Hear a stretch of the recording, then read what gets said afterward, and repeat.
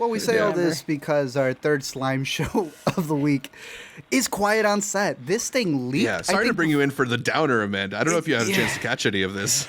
I haven't watched it, but I've been seeing it all go down. But like most of it's stuff that like I feel like was very known. Thank you. Like they're trying to tell me, I was like, y'all didn't even scratch the surface for the stuff Amanda Bynes was saying like a decade ago. Yeah, on her socials. I think it's a really good coverage of what had happened. They're obviously going to be better than a YouTuber breaking it down, which they even bring up at the beginning. A bunch of YouTubers who have covered this to kind of showcase, this has been out there.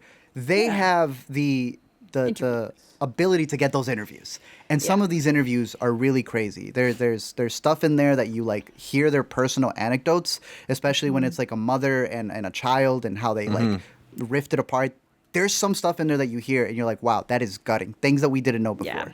But there's a lot in here that we already knew, and it feels like, we got the right hashtag to now care about Britney Spears. Now we have the right hashtag to care about this, to have it go trending. Yeah. And then more people learn about it.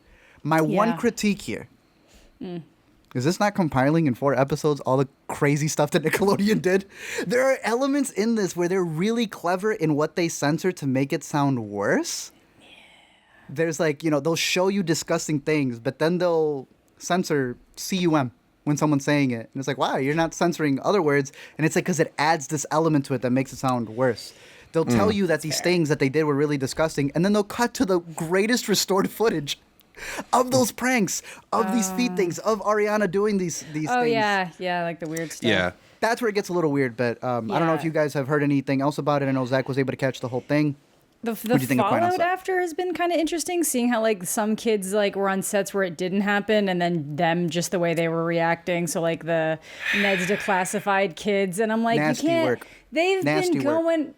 This has been them for a year. They've been saying shit that I'm like, go to therapy. You don't need a podcast. You need therapy. He needs a survival guide now that he's out of school. Bro. They all do. Every single fucking one of them. And they're just like up here saying the most like unhinged shit as if it's completely normal. I'm like, y'all might not have had the Dan Schneider experience, but y'all definitely had an experience over here. And I get you're trying to defend yourself from it, but something's going on.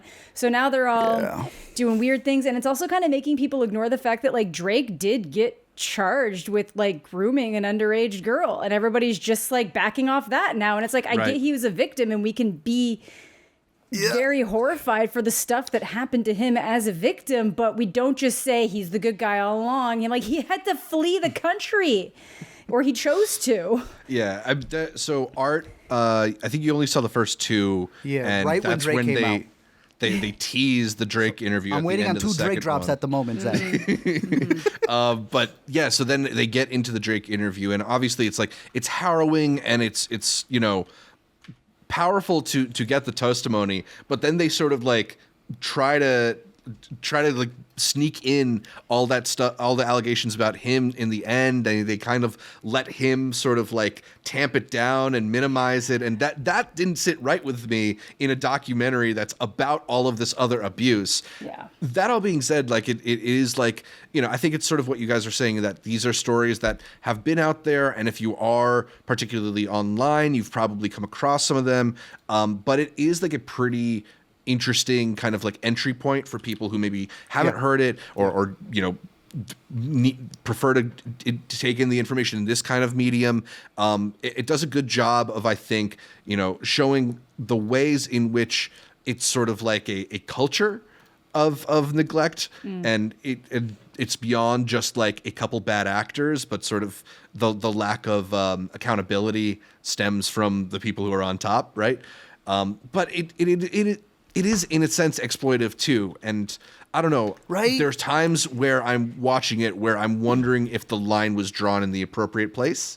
But it's a weird thing in these type of docs, right? They'll be like, some of them were famous. They show, what is it, Cal or Keenan? And then they'll be like, and some of them had a really bad downfall. Look at how ugly Amanda Bynes looks. And I'm like, what are you, like, but now you're doing it. You're doing an edit that also puts her down. Yeah, like, leave her alone. Leave literally, leave Britney alone was a thing. We really need to leave Amanda alone. Yeah. But the breakdown I think that this one did, especially showcasing Amanda, was that was the show he had that much control over. That's why you see why, not to tie it all in, but why she had such a hard bit of it, because that's who he was overseeing the most. Yeah. Alina had sent me this bit about like Dan Schneider being really into feet, and they're like, we didn't know that. And then you look at the Nickelodeon Yeah. sign It's like a foot logo, from that like- time, and it's a foot. Like, Yeah. I'm gonna see if I can pull it up over Just here. weird shit. Hey, I've had a lot of people who, Amanda, you and I cover a lot of stuff that is very, teen centric and goes to younger audiences. And many times, Yeah. us being older, it's like, why are you covering that stuff? I have heard people literally use Dan Schneider as a defense for why they were covering stuff as like a 30-year-old. They're like, you don't even know that Dan Schneider made this stuff. Boy, you look like a bum. I would delete that video if you Yeah. still have it out there. Like, that is not an excuse. Yeah. But like you said, all this stuff has been out there. It's been. It just needed to be compiled. I know we're calling it exploitative, but like sadly, that's what people need in order for it to I pack the know. punch for them to get it. I think it's just that Nasty if you're work. gonna, I think if you're going to, what's the word I'm looking for? Something your morals. If you're gonna put your morals aside or whatever, to get the interview with Drake, so that you don't want to have any of the narrative of what Drake did, or you don't want to go into that and being like, we can acknowledge that this person's a victim, and that might have contributed to why he went on to Right. victimize someone else. But not all victims will go on to victimize someone else, and that's not a free pass to victimize other Exactly. people.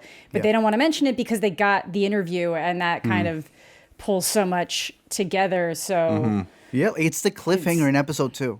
I'm about to eat. I don't want to keep watching this. I'm gonna put on curb, and they end with Drake with the whole riser and everything. I'm like, that's manipulative. yeah, When you listen to the music, when they're describing personal stories, like the crazy stuff about the PA, about the people who were helping out and had like a really big connection with the adults. yeah. You don't need the think- manipulative music. I think even just the format of a docu-series rather than a single documentary Documentary. movie kind of does this one an injustice, because there's that motivation to kind of give you that cliffhanger, keep you watching, pull you along for more episodes. And it's like material like this should not be handled with that kind of sensationalism. So Right. while I'm interested in all the stuff that's covered, and I think it deserves to be covered in a thoughtful documentary, there's moments where I felt like the filmmaking really let me down. But it worked, sadly, and that's the craziest part. It actually got it people trended. talking. Yeah. And it trended. And I guess if you're looking for awareness, at least there's that. Yeah.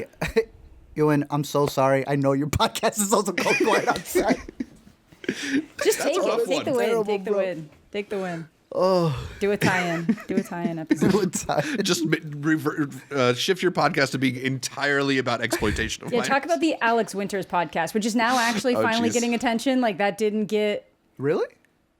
Yeah, like I'm seeing. Well, at least I'm seeing a bunch of clips of him going at like Barbara Walters and different people being like, "You're going to hurt the industry," and it's like, but if the industry is founded on people being pedophiles in areas, Tear it what down. are we defending? You know, Right, so. exactly. Quiet on Set, the newest one Quiet to on come out Set. on HBO Max, I believe is what it's on. So if you're curious to check it out there. I also think all 4 episodes have been uploaded on Twitter multiple times. Oh, yeah. So I'm sure you could Twitter's find it for free. It's out Wild there. fucking West. As it should be.